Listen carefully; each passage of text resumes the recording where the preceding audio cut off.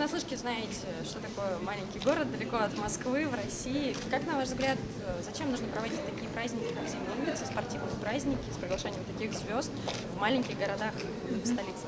Ну, знаете, во-первых, мне очень интересно вообще посмотреть на этот регион, как он живет, чем он живет.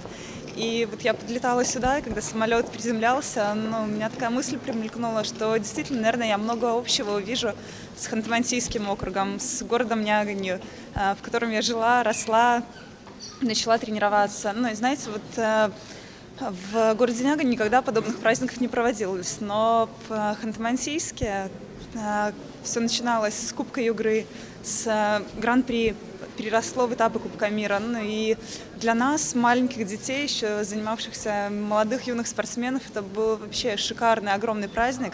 То есть когда мы могли воочию посмотреть на тех звезд, за которых мы болели по телевизору. Вот, и я думаю, это давало нам огромную мотивацию и было огромным примером для того, чтобы расти и ставить перед собой высокие цели, ну и идти к ним уже. И я надеюсь, что вот это мероприятие, которое вот организовали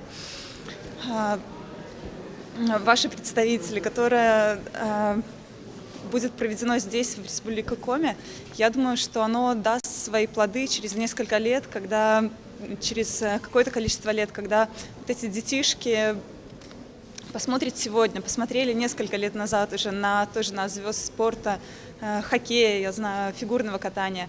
И я думаю, в скором будущем мы услышим новые имена, которые прославят Республику Коми, город Сыктывкар уже на большой спортивной арене.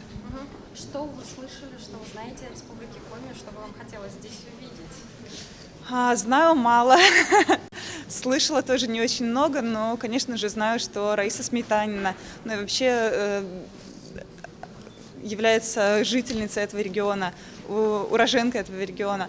И что хотелось бы узнать, наверное, посмотреть город, посмотреть, как люди живут, как спорт развивается здесь. Конечно, это интересно мне.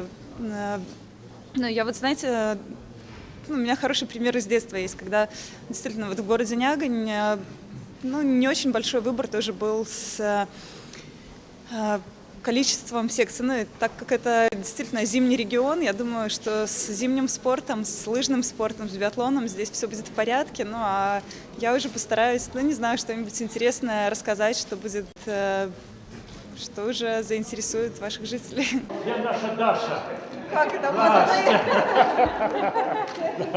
Это белорусы собрались Да, мне встретить вас. Спасибо вам. Поэтому я, как руководитель белорусской диаспоры всей, встречать должен со своей командой, со всей. Вот мы, белорусы, хотели поприветствовать вас, следили за вами, за вашими выступлениями, гордились ими и гордимся. Спасибо огромное. И благодарны Лукашенко, что он нам героя присвоил Белоруссии. Это тоже и наша гордость. Хрупкая такая, тоненькая, вся такая спортивная, но герой.